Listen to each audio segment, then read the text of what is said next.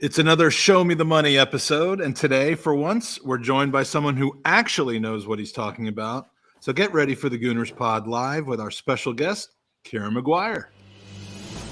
Once upon a time, way back when there were only 9,000 Arsenal podcasts, 6 young men from various backgrounds. A young basketball prodigy with more trophies in the last 20 years than Tottenham Hotspur. An Irish kid with a horrible haircut. A young Jewish nerd who hadn't discovered food yet. A child from Hemel Hempstead who didn't want to be English no more. A handsome young man who learned to play football on the hard streets of Disney World. And a young Mexican AC Milan fan. Hatched a plan to take over the world of Arsenal podcasts. But then these boys became men. Jared, Ewan, Magic, Aston, Andy, and Miguel. And the rest, my friends, is history. And now, all these years later, you tune in every so often to hear their incredible takes, their football knowledge, and their sensual advice. But now, it's gone too far.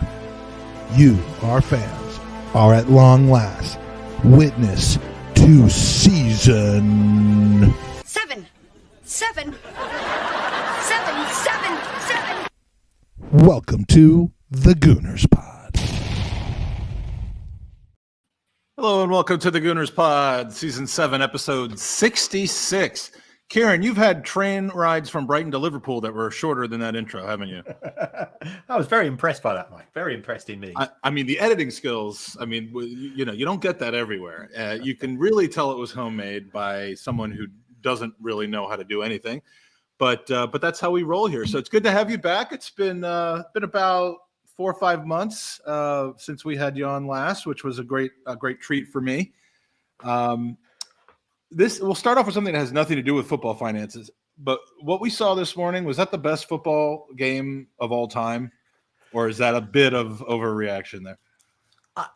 It was fantastic. But for the first 75 minutes, it was one-way traffic. So, but yeah, it was a great finish. As a Brighton fan, to have a Brighton player winning the World Cup is insane.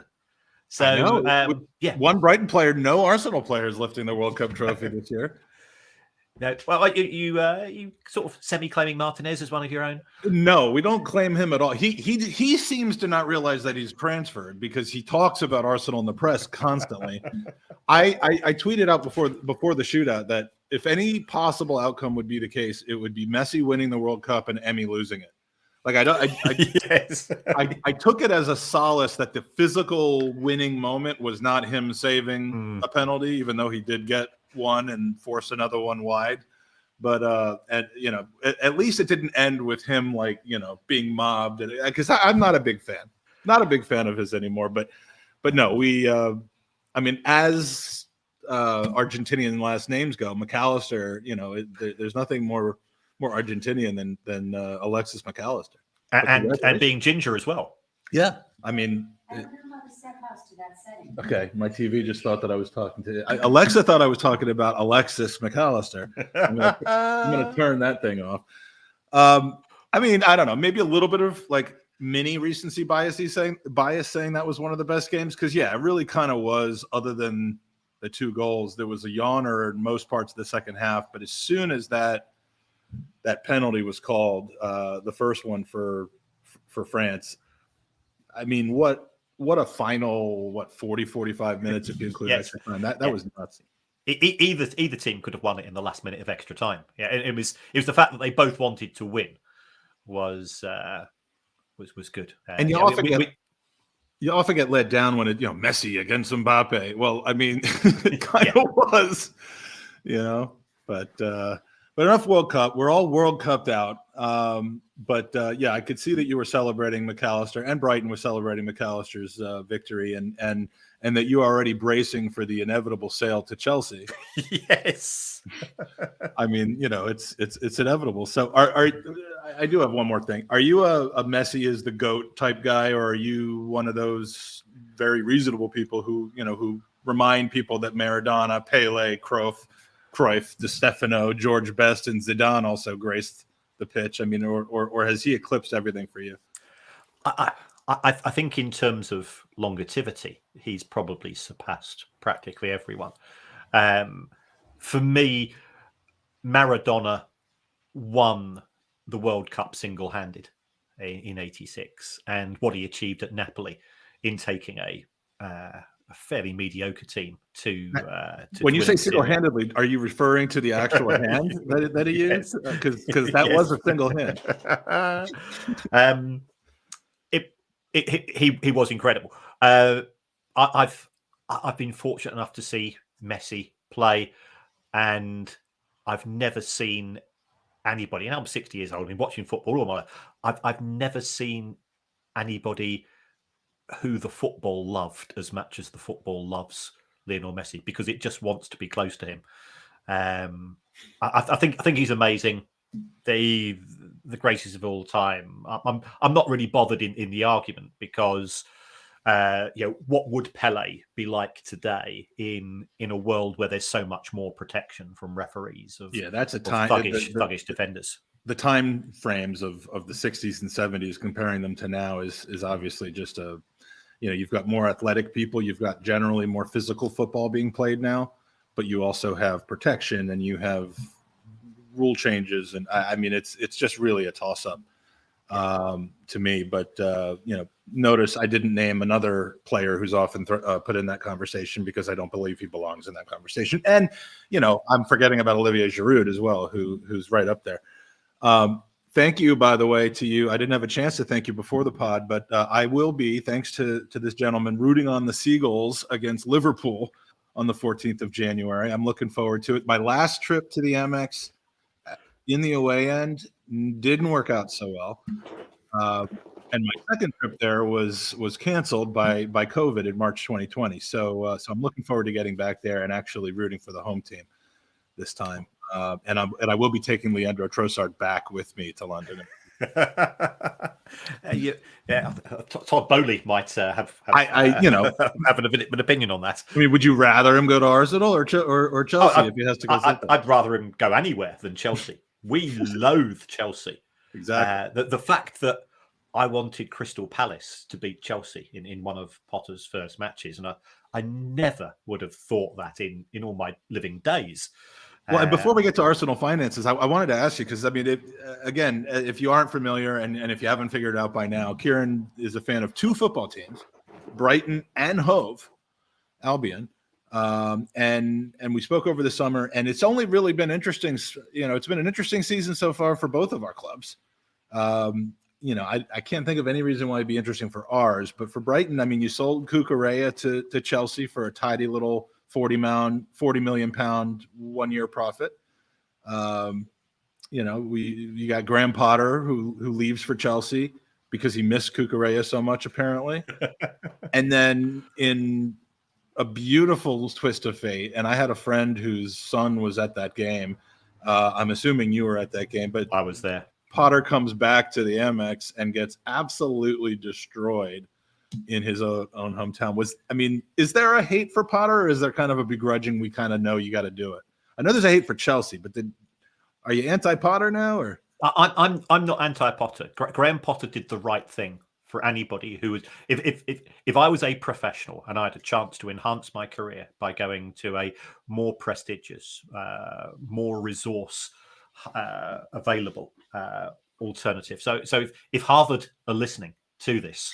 This is Harvard. Kieran Maguire's come and get me, please. University of Liverpool. There's a difference there. Just a wee bit, and that's not a disrespect to the University of Liverpool, and it's not a disrespect. So I didn't have any issue with Potter going. It's Todd Bowley who I absolutely loathe. Cucurella going, that's fine. Getting a chance for a football player to play in the Champions League. is something you want to take on board. It was the fact that Todd Bowley first of all took Cucurella, then took Potter, and you'd normally expect a manager's entourage to go with him. So the fact that his two guys went with him, that was fine. And then it was Brighton's former captain went, and our goalkeeping coach, who used to be the Brighton goalkeeper, went, and then our data analyst went, and then our head of recruitment went to Chelsea. Did he take the kit man? Well, I think they've taken the stadium and they've got half a chance.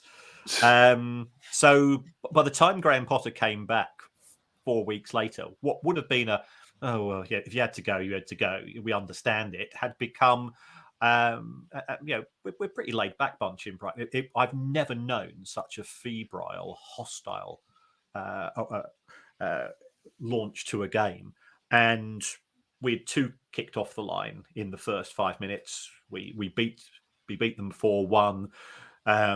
Cucurella got booed every single touch. He got substituted, and he had to walk around the perimeter of the ground as well. That's so good. And you could and I've got to remember, we're talking about a young man of 23, 24 who's not experienced something like this before. And part of me, because we didn't object to him going. We got 62 million from the deal. It was the fact that anything associated with Chelsea and the mentality that I'm Todd Bowley, I can buy whatever I want, whenever I want, just irritated people. We all know where we are in the pecking order in football, and you know that Mike, as an Arsenal fan, if Real Madrid or Barcelona come into one, Thierry Henry was Arsenal legend. When Barcelona said, fancy coming here, you didn't want it to happen, but we understand where we all are. It's a different knock, they say, at the door when a club like that comes. And everybody strives to become that club. But, again, it's only going to happen with ridiculous money spent. And Brighton has done very, very well. There are teams that have kind of been generators of talent where they buy them for the teens and they sell them for the 50s and 60s, and that's not necessarily what you want your club to be, but it doesn't hurt because it allows you to eventually maybe make that step with the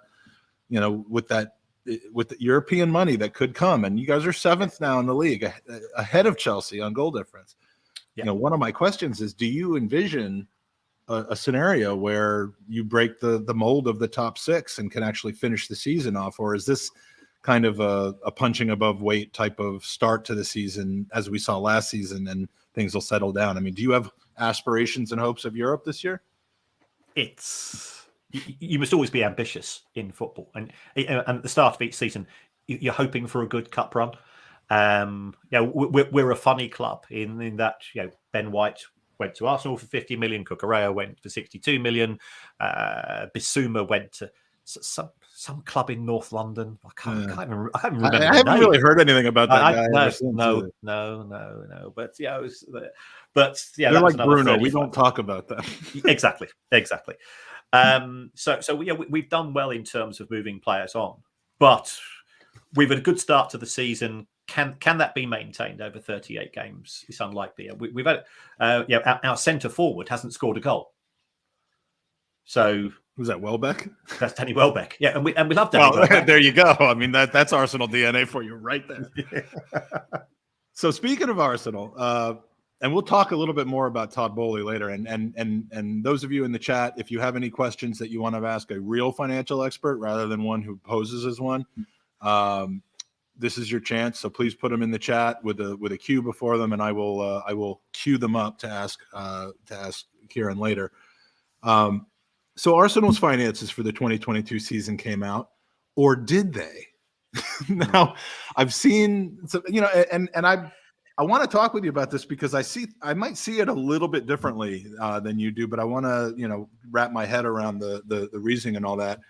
Because we connected last week over an interview you gave about Arsenal pulling the wool over your eyes, yours specifically, you said, by releasing public comments on their holding company's 22 financials a few weeks ago, but releasing different financial statements for Arsenal PLC on Companies House. So let's talk about that a little bit and start with can you describe for our wonderful podcast users what the fundamental differences between Arsenal Holdings and Arsenal Football Club PLC are? Yeah, Arsenal Football Club PLC is a subsidiary of Arsenal Holdings, along with some other football clubs. And the way that it calculates revenue is done slightly differently. So under UK corporate law, if you are a public limited company, a PLC, then you have a legal obligation to publish your accounts at an institution called Companies House within 6 months of your year end. So Arsenal's year end is the 31st of May. They've got to be published by the 30th of November. On the 30th of November, up they pop. So that's fine. Arsenal Holdings Limited is a private company, and private companies are allowed 9 months before they have to publish their accounts. So therefore, Arsenal's don't have to be published until the 28th of February. So what grinded my gears was I got a copy of Arsenal PLC's accounts. Are we there? I put something up on the screen that I wasn't ready for okay. yet. So Arsenal PLC put their accounts up through Companies House. I downloaded those and I started to comment about those. And you know, I'm sure you're aware of the magnificent work of the Swiss Ramble, Kieran O'Connor, Arsenal fan, of course. And you know, for me, the Swiss Ramble is the Lionel Messi of football finance. I'm more like Craig Bellamy. Yeah. No, you're like Pele. Like you're from a different era where they hadn't invented some of the finance rules yet. I don't know. Maybe I think I just insulted you, and I didn't even mean to. No. I would love to be Pele, but Craig Bellamy is somebody that is a Craig pest. Bellamy. Why would you choose Craig Bellamy? Because you're not an ass. Well, I think I am. I get accused. Can I say shithousery on your podcast? I'd actually prefer that you do. Okay. Well, I get accused of a lot of shithousery in the sense that I love going amongst the weeds and finding out bits and pieces about clubs. So you know, Kieran O'Connor is my hero, because without him, I wouldn't have started doing this. And I think he's absolutely magnificent, and the level of detail he goes into is amazing. What I do is I get the stuff out 4 or 5 days earlier, as a rule.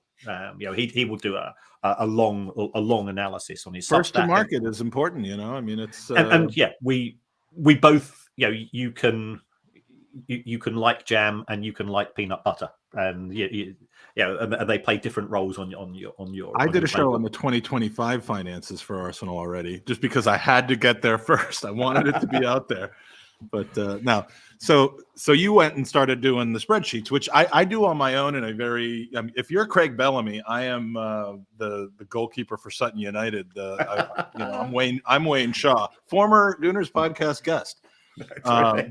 But you know, I started doing my spreadsheets and linking it up, but I did it based on the announcement that they made and not on the Companies House stuff. So that got your goat a little bit, because then they come out with completely different figures.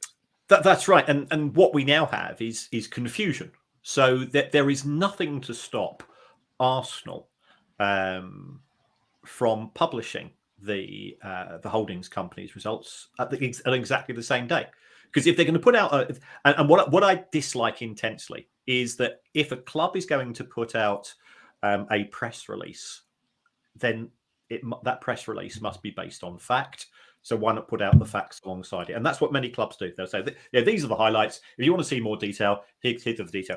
Arsenal, if Arsenal got in contact with me, somebody from Arsenal, and said, look, some of the numbers you put out aren't right, because you're putting out the PLC numbers rather than the holding companies, and we put out this press release as well. Yeah, but you've not put out the full detail. So you're it's a bit like your Tinder profile. You're only going to show like mine. Yeah, you've seen mine. Yeah, I'm very impressed. And but see, I'm a private person, so I can make anything up that I want to. I'm not I'm not a PLC. I'm limited. Let's just put it down. Yeah. So I said to us, okay, I'll take down what I've put up. Yeah, 'cause I want to. I don't like to be critical of clubs for the sake of being critical. I want to be analytical. I want to be observant. I want to be independent, and I want to be objective. Because as a teacher, I think it's important.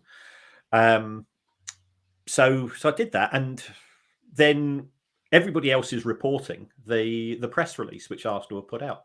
And I know Swiss Ramblers has put out, is again a magnificent piece of work in respect of the PLC. But just if you've got nothing to hide nothing. Just put out the full details. So what would be? Let's assume for a moment that the press release data is correct.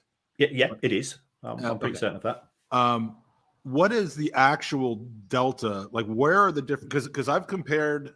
And we'll be looking at this in a moment. I've compared the PLC numbers, which are the subsidiary, to the holding company numbers, and there are some differences, most of them minor. And I'm wondering, are those differences in revenues where the holding company includes like the women's football team, or is that included in Arsenal PLC already?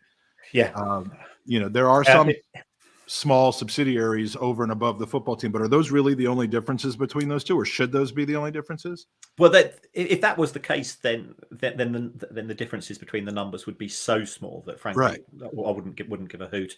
I think the way that the holding company calculates revenue, I think it has there's some recharges involved to the PLC, and it just gets messy. And I think one of the key numbers that I think I would be interested in, and I imagine that Arsenal fans would be interested in, is how is Arsenal being funded? So we know that the PLC is borrowing money effectively from the holdings company, but we don't know how much money the holdings company is borrowing from Stan Kroenke. Right. And we don't know whether there are any other outstanding debts as well. And that's not being critical of Arsenal, because I'm not an Arsenal fan. I'm not like you guys. But if it was my club, it'd be one of the things I'd want to know. There has been an expansion in terms of investment in the squad, and you can make a value judgment quantitatively and qualitatively in that. But certainly, it looks as if the club is losing money on a year-by-year basis. If it's losing money, how are those losses being funded? What's the interest charges, if any? Some owners do charge interest, some don't. Who is if so, who is the beneficiary? If we take a look at Manchester United, since the Glazers acquired Manchester United in 2005, the club has paid, I think it's 862 million sterling in interest on those loans. Yeah, and yet they're still running profits because of their commercial revenue. It's insanity. Yeah. And I've got no issue with debt, because again, the Voldemort of North London, that we cannot mention its name, it has borrowed a large amount of money, but it's actually, you don't want to hear this, it's actually spent that money really well in terms of infrastructure, and it's making a positive. The amount of money it's paying in interest is probably around about a third of what it's getting in additional revenue. It will have a very interesting reaction when it is eliminated from Europe altogether this season, and then has to balance its books. But that's I see them and Chelsea as both possibly having the biggest hardships if that ends up happening. And please may that happen. So I have a couple of exhibits, if you will. This one, the number that you mentioned in your interview was the £64 million operating loss. And again, there's a lot of different ways. And it's not creative, it's not adding or deceptive or anything. It's just a lot of different ways to calculate things: operating profit or loss from football, operating profits or loss before player trading, before interest, taxes, and all that. But £64 million loss, whereas it was said the PLC indicated about a £45 million loss. But those two numbers aren't necessarily. I mean, the difference in those numbers is there's a lot to it. I think the team's press release, and I was going to have all these queued, and then I didn't. So the team's press release basically said that their operating profit from football was 80 million. That's before any of the amortization costs for their players, the profit of sales. We know that these numbers have been horrible. We spent a lot more money on players and we've sold almost nothing. And then this strange other, which is one thing I wanted to ask you about, because this other of 20.3, I can't find I can't find the relative number anywhere in the financials. But anyway, that's where we get a loss before tax of 45, which quite honestly is about the same thing as the PLC is saying that they lost in a year. So when the holding company is saying we lost 45 million before taxes, and the PLC is saying we lost 47, where is it? 46.7 before tax. Is that a negligible difference? I mean, is that ultimately the final story? And is it that deceptive having the two out there and being pretty close, 45 and a half, 46 and a half? Yeah, it's not a significant number. It's trying to work out what Arsenal are saying in respect of those additional costs. I think is it's just making things more complex. And the reason why I said that the club had lost money was that for me, your operational profit or loss is based on your day-to-day unavoidable costs. And once you've bought a player, your amortization cost is unavoidable, along with the player's wages. So that's why I quoted that figure of 64, whereas I think the figure that you've got here of is different. And then you say, well, if the football club has lost money over the course of the year, how do we mitigate those losses? And there's two ways of doing that. First of all, you can sell footballers, and secondly, you can go to the owner and say, "Hi, please give me some money." And I suspect that's what's happened in respect of Stan Kroenke.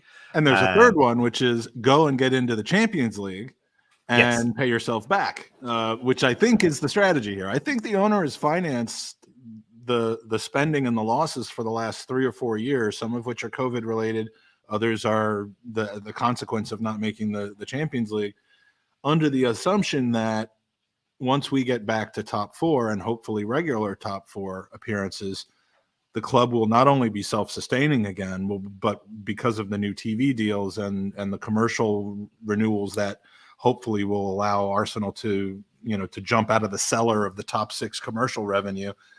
Hopefully that rehabilitation, which comes with success on the pitch over the next 5 years, will allow us to be quite profitable. And, some of those profits, I think, and this is where people will start turning back against them again, will be returned to the Kroenkes as loan reduction, as opposed to just splashed into buying 80, 90, 120 million pound players. But, that's the interesting thing. And I wanted you to see my very crude and my very crude spreadsheet. I needed to finish that thought. Yeah. But before that, the confusing thing to me, where is it? Is the difference between come on. The difference between the two, the holding company and the PLC, is spreadsheeted here.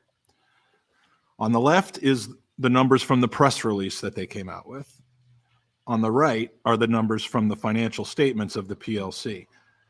Most of these things are very minimal. Again, it's the difference between being a subsidiary versus the wholly owned. What caught my eye are the things in blue. Yeah. Holding company match day revenues of 79 million, PLC match day revenues of 53 million or 54 million, and then one other non-football expense that they didn't count as part of footballing revenues, and nothing on the PLC statement. Are these combinable in a sense? Do we think this 20 million pound expense is expenses generated towards match day revenues, and it's being netted out here versus not netted out there? Yes, yeah. It will all come out in the wash. I think the important thing to note is that the net profit or loss before tax is pretty damn close. Yeah. And we have a saying in business: revenue is vanity, profit is sanity. So don't get too hung up on the differences in terms of revenue. I just thought it was interesting that because again, this was said in the press release, and the total turnover of 369 looks a lot better than 342, and it just seems odd that on one side they would consider it as part of turnover, that expense, and the other side they wouldn't, and it would show up later. But that's accounting for you, public versus private, right? It's also the way that different companies are tiered, because the private company controls the PLC and other companies. It can put through. It can charge the PLC some money, and it can then get that money recharged. So when the holdco final figures come out, which are the ones which I think I'd be more interested in, then we can just find out what those details are. It's for accounting nerds. I think it's good fun. If I was a regular Joe fan, I really wouldn't get worked up about it. Yeah, it took me by surprise, because I was kind of expecting a March release date, as we saw last year for the financials, and then what I wasn't thinking about was the fact that there was a PLC that they were going to have to release. They did exactly the same last year. Yeah. I just don't think it got as much attention as it is this year. But the numbers that I guess matter the most, the numbers that allow you to kind of compare to Chelsea and the club up the road and all of those other clubs, are the true holding company financials, would you say? Yeah, and I agree. And there'll be a whole round of those in May. So my projections then for the next couple of years do kind of go to that question of what are we operating at a loss every single year? And the biggest thing I see is being and then we'll move on to user questions after this, because there's a lot of great questions for you in the chat. Europe is everything for us right now, because we have a team that has been built for Europe structurally. We've spent the money necessary to get into Europe, but we've gotten all of the decisions wrong up until about a year and a half ago, and had some very bitter pills to swallow as it relates to, the last couple of years before this year, eating salary, wages, and dealing with that. But I think, given that those days are over, I mean, my projections last year, we saw a net profit before tax or net loss of 127 million. This year, if you believe the PLC numbers, are about 45, 46.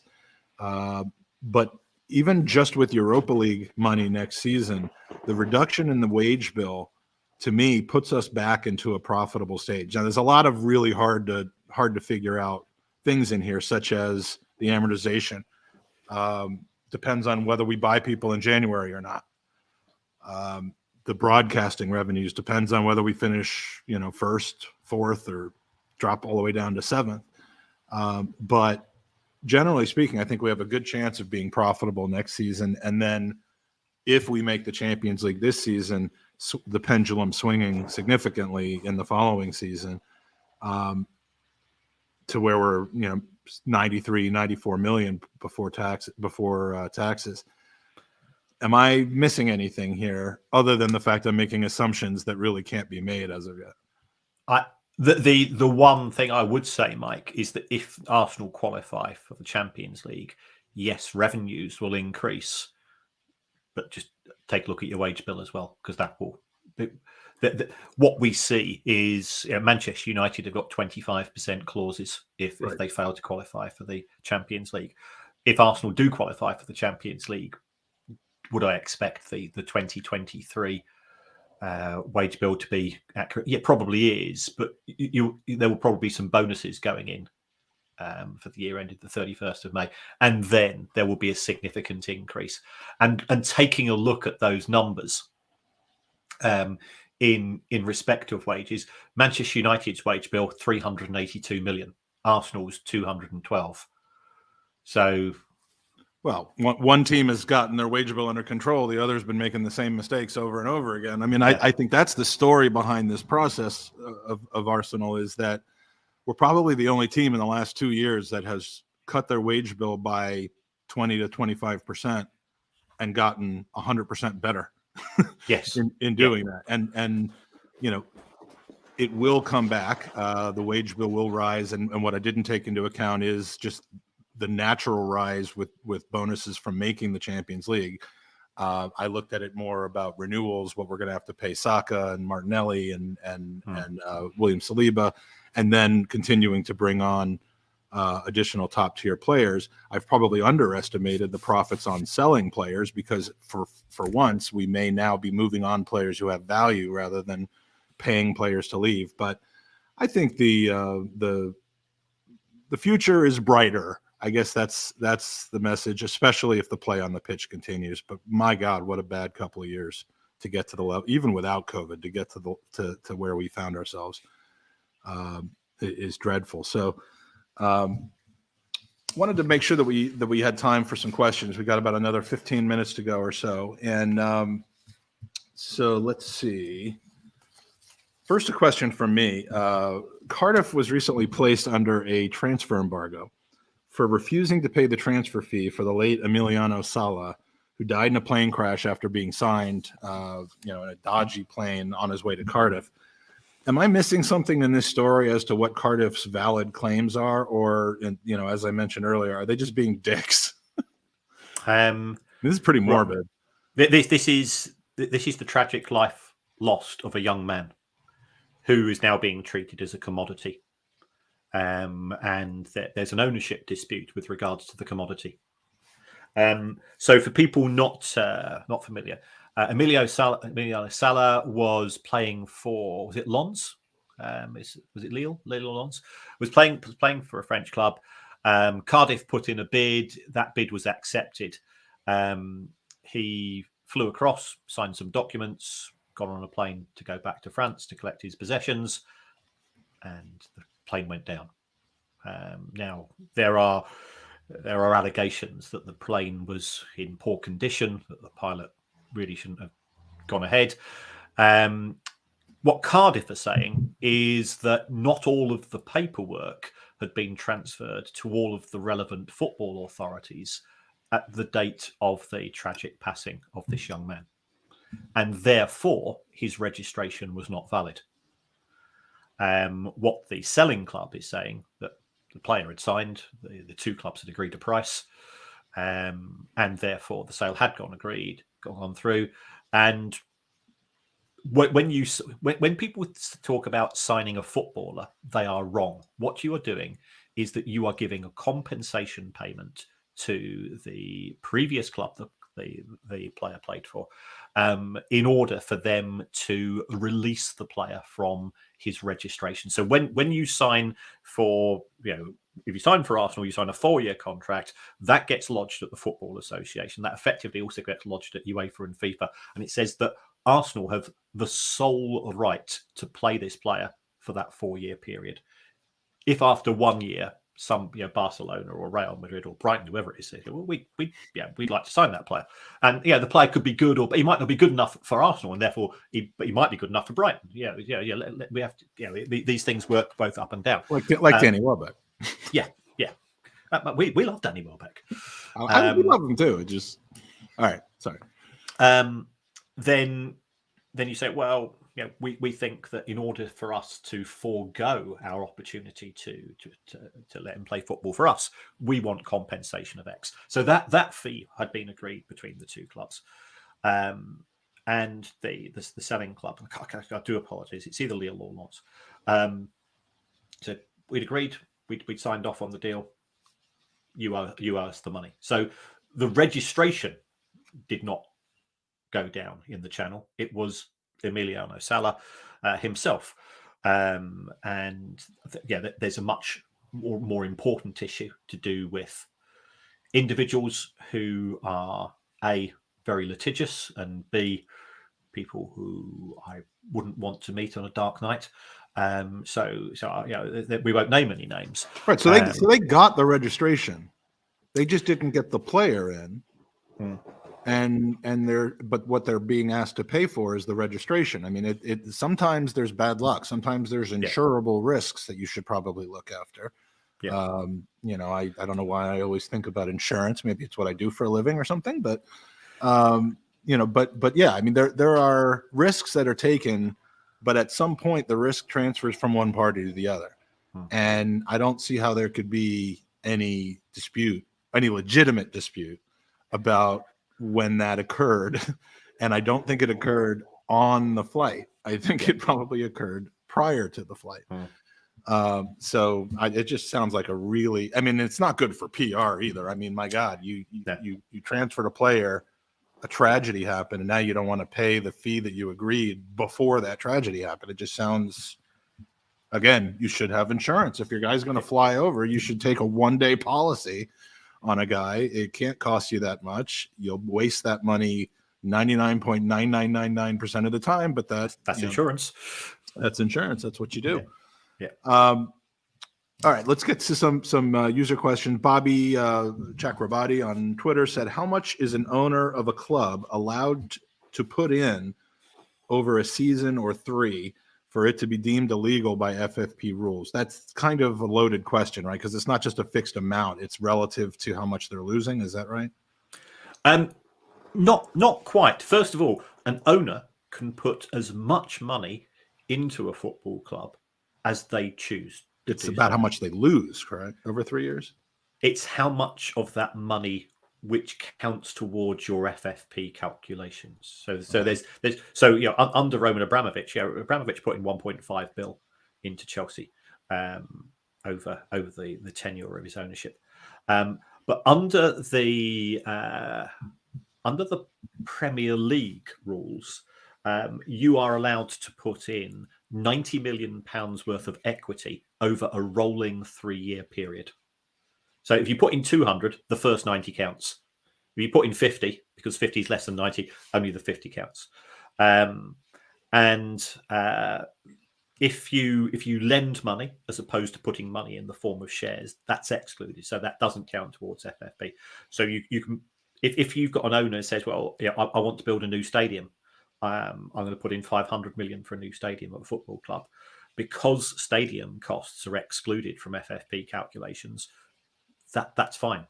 So it's only the 90 million which goes towards your operational costs, which is wages, transfer fees, overheads that contributes. When you are playing in Europe, that 90 million sterling becomes 25 million euro.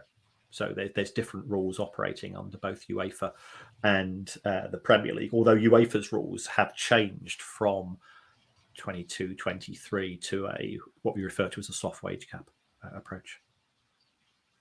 All right. Well, Bobby, you got your answer there. I have another question, and then we'll just exclusively go to the users. It's about Wrexham.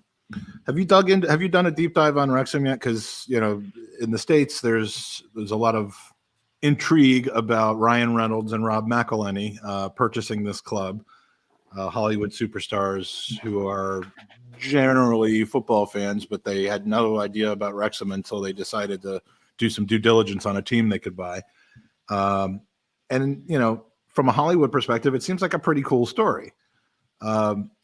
Is what they're doing, something that could be replicated? Is it all down to their fame, the opportunities that they provide just by being who they are? And are they doing good? Are they doing good for this football club, assuming that they continue their run this season, which certainly sees them favorite to get back in the football league? Well, we've not seen the accounts for Wrexham for 22 and the ones for 21. But if you have a revenue below a certain size, there's lots of information you don't have to show. So trying to get to the bottom of Wrexham's finances since the acquisition by McElhenney and Reynolds is actually very difficult. What they have done, and I'm not sure whether this is scalable because there's only so many Hollywood A-listers, and also they were the first. So there is this level of intrigue. And I don't know whether you've watched Welcome to Wrexham. I think have. They seem to do a pretty good job of getting like League One, League Two level players to play non-league football, and coaches, and and they do that through money. So let's not pretend any otherwise. And that's not a criticism of the managers. Or they the weren't players promised leading roles in Hollywood films. The players. I think their thespian skills might be found Mullen or lacking. whatever his name is. Yeah. Paul Mullen, isn't it? Yeah. So in football, there's income and there's costs. So have their costs gone up because they've recruited higher profile managers and players? Yes. Have they also managed to increase their revenues? I think that is yes as well. The detail is the bits that we're interested in, and then there's the separate issue: is have Reynolds and McElhenney managed to have a successful financial outcome of this investment? We don't know because under American privacy laws, there'll be a private company and you can't find out the details. But I think the program appeared to it generated. If you go onto Rotten Tomatoes, if you go onto IMDb, it generated a positive response. It was a very well produced show because it wasn't about football. Football was the hook upon which the personalities hang. And I think what they did very well was focus on personalities, making it a reality show, featuring a football club and featuring personalities. Having some Hollywood A-listers was great, because they were self-deprecating, they were very warm, and they're actors. They're quite good at doing things like that. And I'm not being critical because I thought it was a great show. Yeah, I mean it's almost like the reality version of Ted Lasso without where instead of the coach being a yokel who doesn't know anything, it's the owners being that. But I find it fascinating. I'm now interested in their performances, whereas up until then I wasn't. And that I think that adds up after a while because there's a lot of me's around here who are watching Wrexham. Next year when they're in League Two, the Wrexham Sutton United games are going to be a little tough for me because I'm Sutton till I die. Good man. But which is going to be soon apparently. But yeah, it's a fascinating thing to me. So Danny, the GFP, who I will be podcasting with in about 9 minutes, says, can we accidentally break Pepe and get our 72 million back? When I first read this, I did not realize it was in the tone of the question I asked you before about the Cardiff transfer. Yeah. So I think I'll just leave that there. But the sentiment is pretty clear. We want our 72 million back. And I'll get his other dumb question out of the way while we're there. What is Kevin's favorite number? You must have one that makes you smile. His is 10, which is also my mother's favorite number. So do you have a favorite number since you deal in numbers all day long? Mine is the number 17 because that's the shirt worn by Glenn Murray.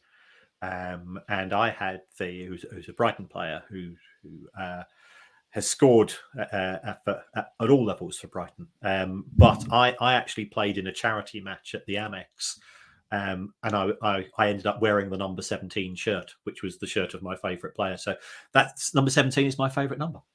Beautiful. And who wears the 17 now for Brighton? I don't know. I'm looking. I'm trying to find it. It's maybe there isn't one, and maybe they've retired the number. No. In your honor. Okay, so number 17. Mine's 12, but nobody else. Mark Bacreeden asks, has Kieran found any suspicious errors with Man City's accounts? He forgot the implied ending of this, which is please. Errors. I was like errors is not necessarily the word. I wouldn't use that word. I think what's interesting about Manchester City's accounts is that Manchester City for 2 seasons now have generated more money than Manchester United. Now, speaking as somebody that's lived in Manchester for 40 years, and I've got a lot of affection for Manchester City because when my kids were young, 500-mile round trips to watch Brighton when you're a new father is a no-no. So I used to go and watch. There's your Craig Bellamy explanation right there. So I used to go and watch Manchester City, and they were lovably crap. And I didn't have an emotional investment when I began watching them. But I sort of, I used to go and meet my friends in the pub. They're all big City fans, and I used to go and enjoy. So I've always quite liked Manchester City, but they're not Manchester United. And I don't like Manchester United at all because they beat Brighton in the 1983 FA Cup final replay. And as football fans, bitterness is what we do. It might be almost 40 years later, but it still irritates me. We make a habit of beating Chelsea in the FA Cup final, so that's the one. Again, when I try to recruit Arsenal to be your second club, which I know better than to do, it's, at least we're being mean to Chelsea. So I think what's unusual about Manchester City is that if you take a look at their match day revenue is around about half of that of Manchester United and half of that of Voldemort FC as well. And that's because Manchester City sort of has what you might call a hardcore working class fan base, and they don't charge huge amounts for tickets, and that's actually to be applauded in some ways. But then you take a look at their revenue from commercial interests, and I think that's the area which causes eyebrows to be raised. And they've got the deal with the Etihad, and that actually does seem at a fair price, and they've got a deal with Nissan and many other blue chip companies, and they generate more commercial income than Manchester United or Liverpool or Chelsea, and much as I like City, they don't have the same global appeal as those brands. I guess the suspicion comes from the quantity and the size of some of the smaller, quote unquote, smaller deals that they have with related parties, where you look in this, you look in the details and you see the brother and the cousin and the sister-in-law on the board of directors of almost every company that they have a sponsorship deal with. And if Der Spiegel is to be believed, regardless of how they came upon the information, which is a whole nother show, a lot of that money wasn't even coming from those sources. It was coming through them it was coming from the ownership via those sources, and basically being washed through their sponsors. So, to circumvent the FFP rules that went into place about 3 years into their ownership, where they weren't just able to throw money after players, they had to do it by increasing their commercial revenues. And I think the fact that they got off with a slap on the wrist, to me, tells me how much UEFA was able to be bribed, that more than it tells me that they didn't do anything wrong. I mean, is there any potential backflow? Is there any potential backlash for anything that they've done, or have they pretty much beat the rap and gotten away with it? If you think that they've gotten away with anything at all. I don't know what the libel laws are like in the US.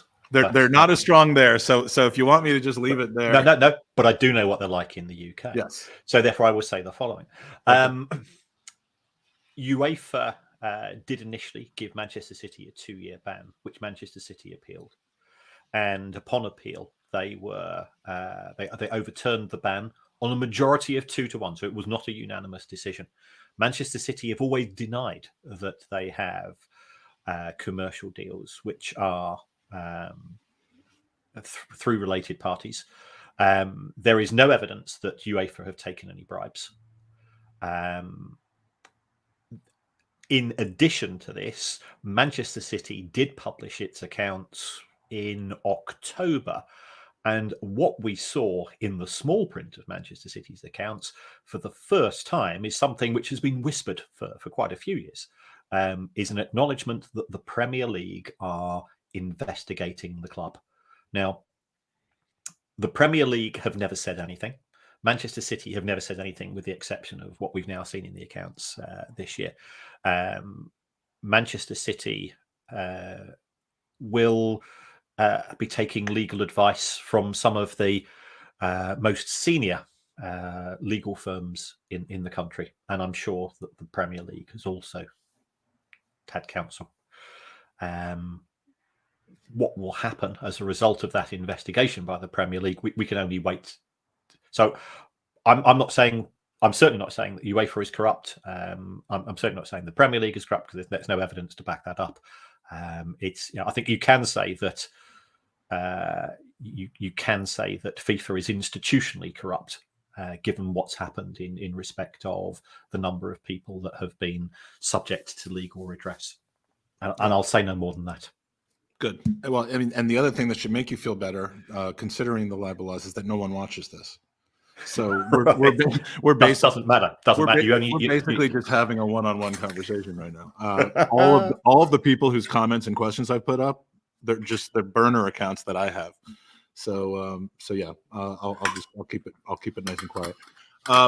We're just about out of time. I want to make sure that you have a moment to talk about Gamble with Lives. I see that you are promoting a kind of a charity fundraising with the Price of Football FC T-shirt. Yes, we were approached by a shirt manufacturer to say, I like football shirts, and I'm also colorblind. So they said, yeah, would you like a football shirt? I said, well, yeah, I can, but don't ask me to choose the colours, because I'm colourblind. So we came up with a football shirt idea, and because Kevin Day is a comedian, he's a comedy writer, he's my hero. He's Kevin.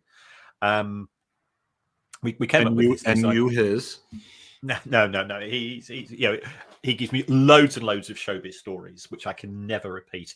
But he's very patient with me as well, because he is a professional, and I'm a teacher who somehow is sort of mugging my way through lots of appearances on social media. So we came up with this shirt design. There's a little touch of Santos in it. New York Cosmos in it. And we on the Price of Football, although both Kevin and I gamble, but we've never had any gambling issues, and we were approached a couple of years ago by somebody who had lost everything to gambling, and we struck up a relationship, and he came on the show, and subsequent to that I started to get a little bit more involved. I went to the UK Parliament last year. I do talk about the money which is made by the gambling industry, and I've got no issue with the gambling industry making money, but I do have a lot of issues with regards to its practices, and the way that it targets the vulnerable. So we decided to give all of the profits to a charity called Gambling with Lives. And I wish Gambling with Lives didn't exist, because it's a charity which deals with the bereaved of gamblers who have taken their lives through the despair and the emptiness and the self-loathing. That when you've got a gambling addiction and you don't know what to do next, the only solution is the solution which is beyond contemplation. And speaking and feeling absolutely crap, having spoken, and listened to these people and their stories and the people that they love, we're giving all of the profits from the sale of the shirt to Gambling with Lives. So if you'd like it, hey, we think it's a great shirt. It's white. It's got a green and yellow bands around. It's got a little bit. How do you know what color it has? Well, my wife tells me, I had to put up Mark's question, which says, if you're colorblind, how do you feel about having a Newcastle United shirt on your wall? Or a picture? I know that that's yellow. Okay, so it's the colors sort of based on the front cover of the book. No, it's a great shirt. You can follow Kieran at Kieran Maguire on Twitter, and I believe within the past day or two, you have tweeted out a picture of yourself holding the jersey. That's right. Yeah, and of course the charity is at Gamble with Lives. Kieran, I'm sorry, is the host of the. Jeez, I have too many devices. Price of Football podcast with Kieran and Kevin. That's where I was thinking of the Kevin. You've just put one in the can right before the show, a podcast that is. What will we be hearing about this week if we tune in? And when will it be out? I was about to say it's readers' wives, but it's actually it's listeners' questions, which I always get the two things mixed up, which can be very, very awkward, as you can imagine. So we're looking at things such as the pretendants. When a club announces the attendance at a match, they're not telling you the truth. They're telling you the number of tickets. The pretendants is what I'm going to copyright that name. It's the number of tickets sold rather than the number of people who turn up. And why do they do that? And we're looking at sort of bits and pieces. So we have 2 or 3 shows a week. One of which is a football business roundup. And the other is listeners' questions. And we've got 600 unanswered listeners' questions, so I need to. So you do them all this week. You did them all in 35 minutes. That's fantastic. Combines football knowledge, financial wizardry, and speed reading. It's incredible. Yes. Well, it's an entertaining podcast. I encourage anybody. And it's not dry. Not like my Magic Mike shows you the finances videos. This is actually entertaining, and you should watch it. Kieran, I hope you'll join us again. Probably in March when the official numbers come out, and I'd love to, Mike. Yeah, and we can talk again. And again, thank you so much for joining us. If you are interested in more in a very different hour of complete blather and nonsense, please tune into a Burkamp Wonderland with Danny and myself for the Sunday roast, and that's about it. I'll leave you with one final user question, we call them, and it was the best one of them all, which was from Daniel Shaw. Why can't it just be straightforward? Because then you wouldn't have people like Kieran. And okay, Mike. This is the answer. Accounting and finance is simple. Accountants make it difficult in order to make a lot of money out of people. Absolutely. That's exactly right. So thanks again for joining us. Thank you, Kieran. Appreciate it. See you next time. And this has been the Gooners Pod.